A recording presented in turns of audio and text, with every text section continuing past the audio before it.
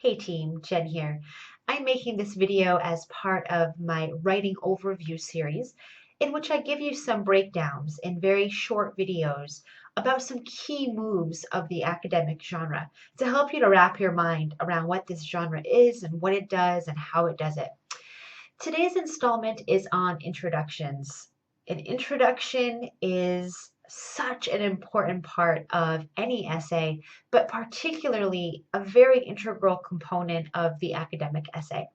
So I wanted to outline a couple of things that the introduction ought to do, and also to highlight some things that your introduction should probably avoid doing for this genre in particular. The first thing that your introduction should do in the academic genre is it should clearly present the context that you've chosen because the introduction sets the stage. It's the first step of your line of inquiry. Now, a line of inquiry is a specific thing that I outline in another video, the video about how to develop a line of inquiry. But the introduction sets the stage for that line of inquiry. So one of the most important things that it should do is clearly articulate the context of the paper. Now I have another video on context, how to come to your context, what a context is in this context. But it is basically a very specific, refined topic that is yours and yours alone. It's very unique. And it's more refined than, say, a topic. A context is something that you can stake a claim in, as something that you can take as your own and really take an interest in, no matter what the topic of the essay is. So in your introduction, you want to make sure that your context comes across very clearly. So that is the first thing to do. The second thing that your introduction does is it sets the tone for the rest of the essay. So in the introduction, you want to present yourself in a way that is going to remain true for the rest of the essay. So for example, let's say that you use a lot of hooks or a lot of pathos. Maybe you use some sarcasm or some humor or some cultural examples in your introduction. That's a great way to begin an introduction because an introduction should be interesting to your readers because it makes them want to read more.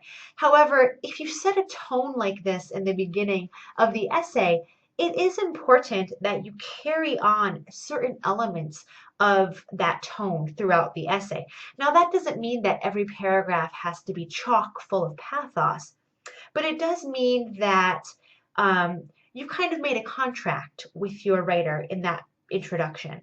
And the writer expects that you're going to employ a tone that might be more playful or a little bit more low stakes, more personal or more personable. And if you jump into a more serious tone from that point on and you stay that way throughout, the reader can feel a little bit disjointed and that can do some damage to your line of inquiry. So think heartily and seriously about how you'd like to write this essay, the tone, the style, the balance of the three appeals, right? Do you want to use a lot of pathos? Are you going to be more logos centered? Are you going to really drive home the ethos aspect?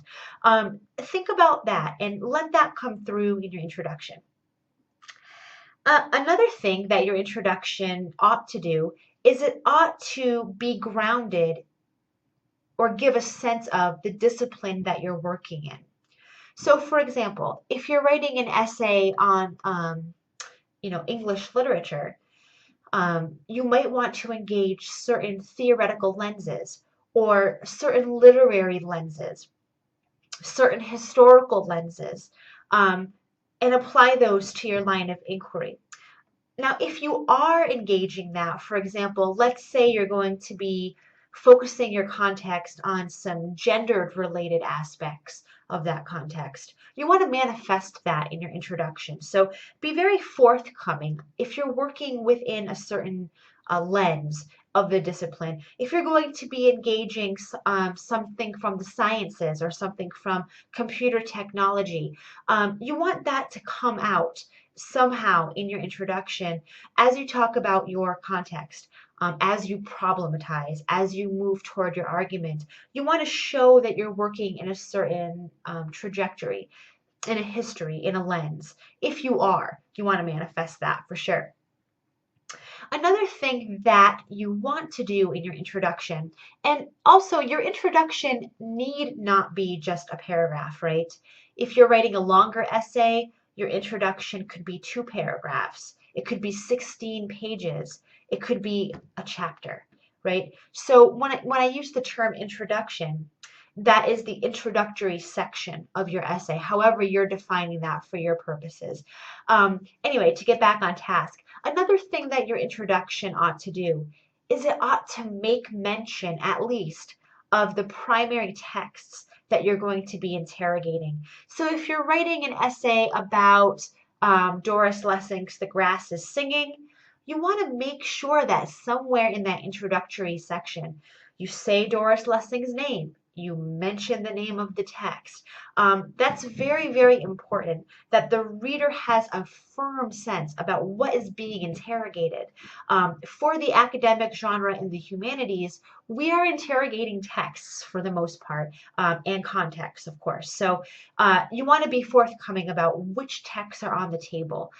You don't have to show all your cards in the introduction. For example, later, if you're going to be comparing The Grass is Singing to Camus' The Stranger or something, you can save that for later, of course. But the primary texts that are being interrogated ought to be in that introductory section somewhere. Another aspect to consider as you write your introduction is being forthcoming with your argument. Now, sometimes you might want to save your argument for the middle of your essay or the end of your essay. That's absolutely true, and you can do that. Essays like this often have a number of arguments, and you can watch my video on claim development or argumentation, thesis development, however you want to say it, in another video. But in your introduction, it's a great place to note the argument that's going to get us started on your line of inquiry. And this argument needs to make a very aggressive judgment. So think about whether or not you want to articulate your argument right there, right in the beginning. That allows you the chance to build upon that argument throughout your line of inquiry and to complicate it. And I think it's usually a great idea, although not always. Sometimes an argument could actually use a lot more logos before it to support it. That brings me to my next point, guys, which is about logos. Keep in mind that even an introduction, even a conclusion, it needs to be a fully developed paragraph. You can watch my video on paragraph development. That's for another time. But an introduction needs to be fully developed, which means it needs to be unpacked. You need to present an idea from beginning to end, even though it's an introductory statement.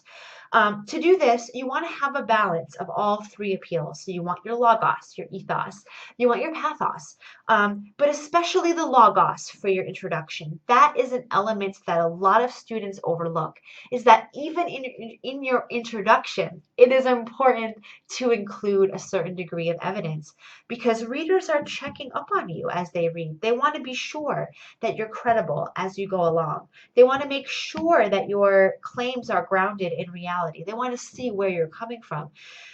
So think about having that balance. Having a paragraph, a full paragraph as your introduction is really important. Great. Just checking my list here. An introduction can sometimes provide a map. Although I think that for the kind of essays that most students are asked to write in undergraduate courses and sometimes even graduate courses, having a map doesn't really function. Now, a map is when you say something like, or when you write something like, in this essay, I am going to argue that in Wuthering Heights, Heathcliff is emasculated by Kathy. And I'm going to do that in the following ways, right? That's a map. That's when you're giving readers your objectives. You're giving them a map of the essay. You're saying, here's what I'm doing, here's why I'm doing it. Now, that can be a very effective strategy if you, for example, are writing a very long essay that could become very involved. Or, for example, if your line of inquiry is incredibly complex and could really use a map, like a compass, right? You're not going to throw somebody into a forest just alone and say, find your way out. Then you'll get to my point, right? You're going to give them a compass, you're going to give them a map, you're going to give them directions. Now, if you think your essay warrants that, by all means, put a map in your introduction. But your line of inquiry ought to be developed to the degree that a map isn't really necessary. Sometimes it might be necessary, but my guess is that 99.9% of the time it isn't. So think about whether or not you feel a map is functioning in your introduction. And if it isn't, choose a different way to begin. I want to talk about two things that I think an introduction ought almost always to never do. The first thing that an introduction ought almost always to never do is make generalizations. Since the dawn of man, people have been falling in love and wanting to start families, something like that, right? For all of time, war has been raging. General statements like this. Now, why avoid stuff like that? Well, first of all, observations like that are far too broad to function well in the academic genre at the college level. The second reason for that is you have to make sure that every critical observation that you make is provable. Can you prove without fault that since the dawn of man, you can't? You never could. You just can't do that. Somebody is always going to come along to say, well, what about this exception?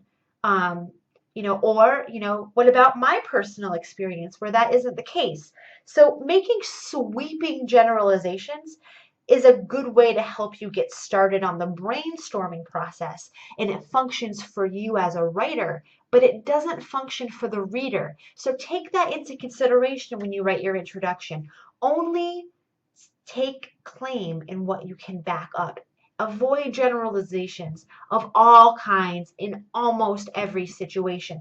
There are exceptions to every rule. There are times when generalities might be acceptable in your line of inquiry. But for the most part, don't use it as a crutch to get you started in writing an essay. The second thing to avoid in writing an essay, and then an introduction for an essay, and then I will stop here, is using a dictionary definition to get you started.